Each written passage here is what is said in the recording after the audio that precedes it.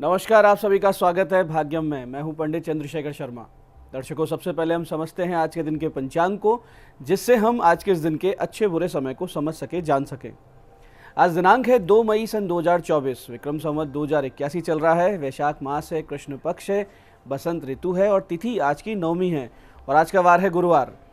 आज के नक्षत्र की बात करें तो धनिष्ठा नक्षत्र पूरे दिन और पूरे रात्रि रहेगा। योग शुक्ल है, शाम 5:18 तक। आगे ब्रह्म योग है, तो योग की दृष्टि से आज का दिन बहुत ही शुभ और योग कारक है। इसका पूरा सदुपयोग कीजिएगा।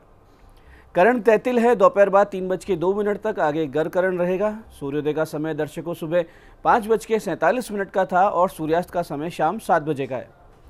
आज का राहुकाल दोपहर 1:30 से 3 बजे के बीच रहेगा। इसे पूरी तरीके से टाल दीजिएगा। इसमें कोई शुभ कार्य नहीं करते हैं और लंबी यात्रा पे नहीं निकलना चाहिए।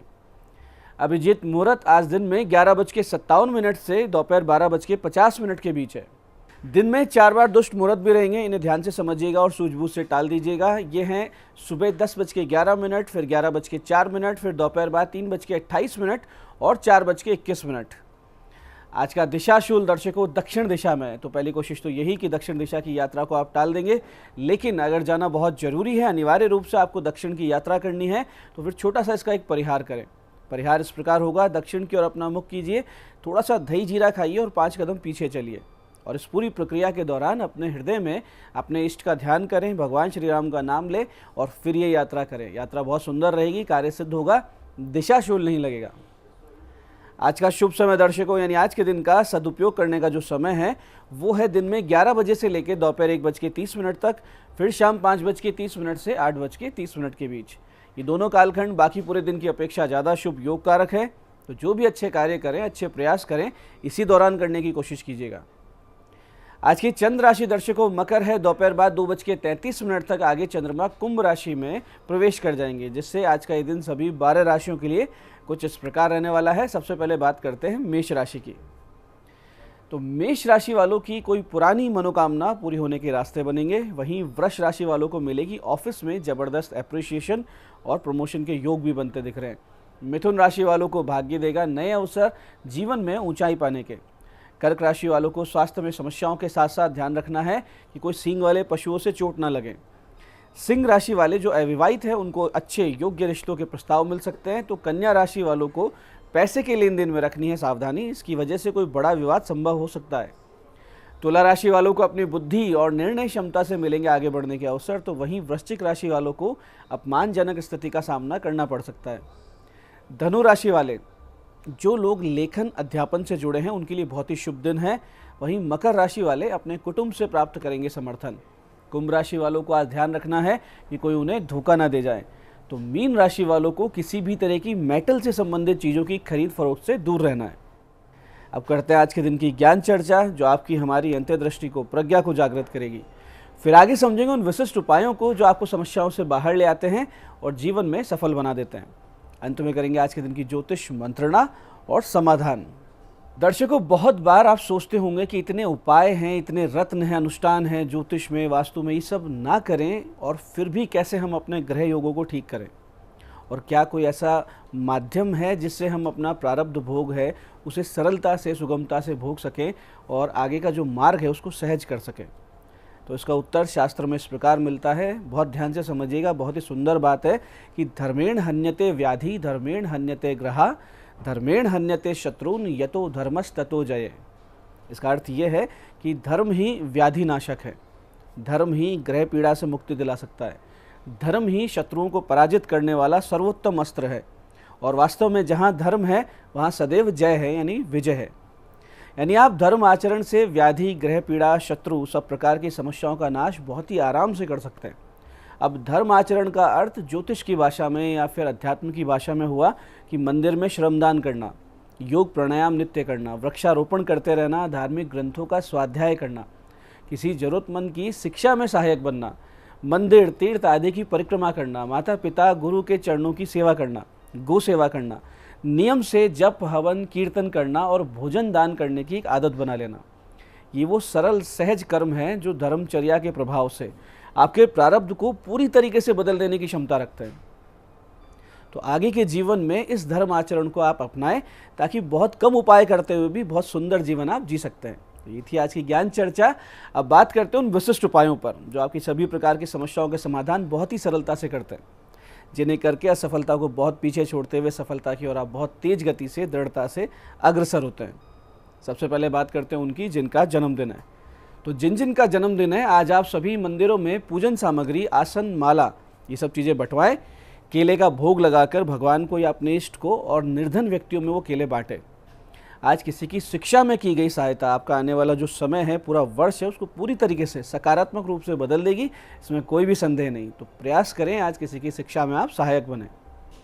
ऐसे ही दर्शकों, ग्रह पीड़ा से आप बहुत ज़्यादा परेशान हो चलें, या फिर वास्तु दोष है या पितृ दोष है या देव दोष है और बहुत ज़्यादा ये परेशान कर रहे हैं आपको, हर तरफ से आप फंस चुके हैं, बहुत ज़्यादा अपने आप को असहाय मान चुके हैं, तो ऐसी स्थिति में शरण लीजिए शरणागत वत्सल करुणा निधान परमात्मा श्री राम की।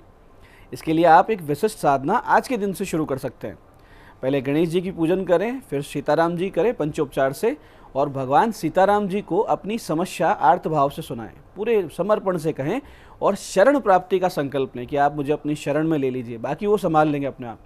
और 5 माला नित्य इस विशिष्ट मंत्र की करना शुरू कर दीजिए। 3-4 महीने लगातार करेंगे, बहुत जल्दी आपको इसका रिजल्ट मिलेगा। 121 दिन लगातार करेंगे, फिर देखिए बहुत बड़ा चमत्कार घटित होगा। मंत्र ध्यान से समझिएगा, बहुत ही विशिष्ट मंत्र है और इसे करेंगे बहुत चमत्कार घटित होते हैं जीवन में। मंत्र इस प्रकार है, ओम श्रीमते रक्षः कुल विनाशकाय जानकी वल्लभाय नमः। फिर से समझते हैं, ओम श्रीमते रक्षः कुल विनाशकाय जानकी वल्लभाय नमः। तो 5 माला नित्य कीजिए और जीवन में चमत्कार देखिए। इसी प्रकार से जिन लोगों को आर्थिक संकट विशेष भारी है, कर्ज विकराल रूप ले चुका है, चूकने का कोई मार्ग नहीं दिख रहा है, आर्थिक स्थिति बिगड़ती जा रही है, वो एक प्रयोग आज से शुरू कर सकते हैं 11 दिन के लिए। बहुत ही विशिष्ट प्रयोग है। इसके लिए एक लक्ष्मी नरसिंह जी का चित्र आप ले आइए, अपने पूजा स्थान पर रखिए। गणेश जी, लक्ष्मी नरसिंह जी की पंचोपचार से पूजा कीजिए। एक माला श्री गणेशाय नमः की जप कीजिए, यानी श्री गणेशाय नमः, श्री गणेशाय नमः, एक माला। और फिर 11 माला इस विशिष्ट मंत्र की कीजिए। बहुत ही विशिष्ट सटीक मंत्र है, पहले दिन से काम करेगा। मंत्र ध्यान से समझिएगा। मंत्र है, ओम लक्ष्मी नरसिंहाय प्रहलाद पालकाय नमः। फिर से समझते हैं, ओम लक्ष्मी नरसिंहाय प्रहलाद पालकाय नमः। 11 दिन बीतेंगे, बीते बीते कहीं ना कहीं से कोई मार्ग मिलेगा, कहीं ना कहीं से कोई सहयोग मिलेगा, कोई संबल मिलेगा, कोई एक नया कोई जरिया बनेगा जिससे आप अपनी आर्थिक समस्याओं से बाहर आएंगे। और आगे 11 दिन के बाद भी आप नित्य कम से कम 1 माला या ज़्यादा करते रहेंगे और भी ज़्यादा आपको लाभ होंगे। ऐसे दर्शकों, जीवन में जब सब और से संकट आते दिखे, लगे कि जीवन में अब कुछ भी कहीं से भी अच्छा नहीं हो रहा है, तो ऐसी किसी भी स्थिति आने पर सब कुछ भूल भाल के श्री कृष्ण की शरण में जाना चाहिए। प्रातः ब्रह्म बेला में स्नान आदि से निवृत्त होकर श्री कृष्ण के मंदिर जाएं, वहाँ माखन मिश्री और 2 तुलसी के पत्र भगवान को भोग लगाएं, केसर मिले हुए जल को अर्पित करें, दंडवत प्रणाम करके कहें कि हे प्रभु, जैसे अर्जुन सात्यकी, अक्रूर, द्रौपदी आप पर निर्भर होकर पूरी तरीके से निर्भर हो गए थे, ऐसे ही मैं भी आपकी शरण में समर्पित हूँ। और इस प्रकार के भाव समर्पण के बाद इस महामंत्र की 11 माला जाप शुरू कर दीजिए।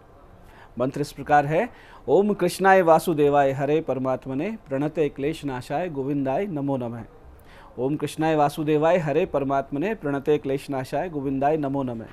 कुछ समय बीतेगा और जीवन में एक आश्चर्यजनक गति से बहुत ही सकारात्मक परिवर्तन शुरू हो जाएंगे, इसमें कोई भी संदेह नहीं है। मन से कीजिए, निश्चित रूप से आपको अच्छे परिणाम मिलेंगे।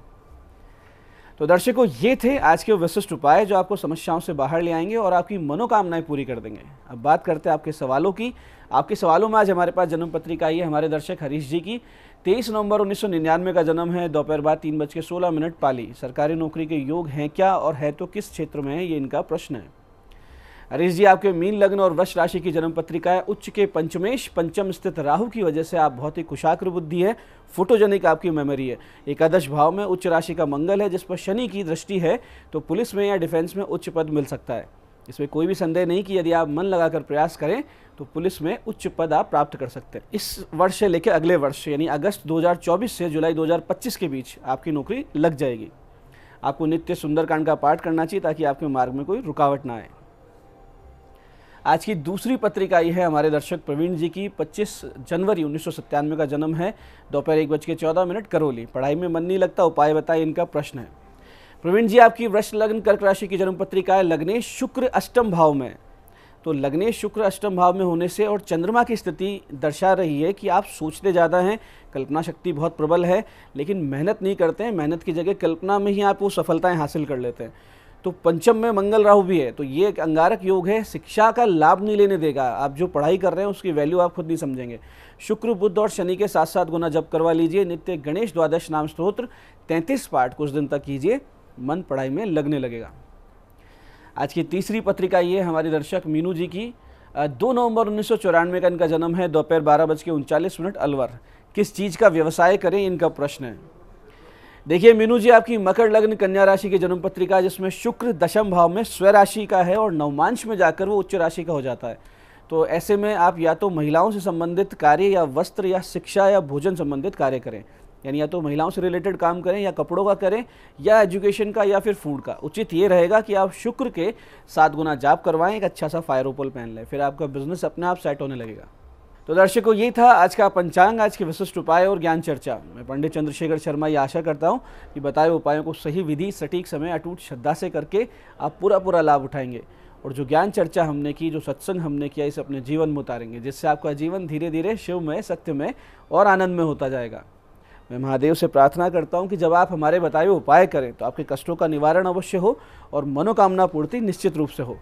कार्यक्रम में बने रहने के लिए बहुत बहुत साधुवाद। भगवती आप सबका कल्याण करे। जय आदिशक्ति।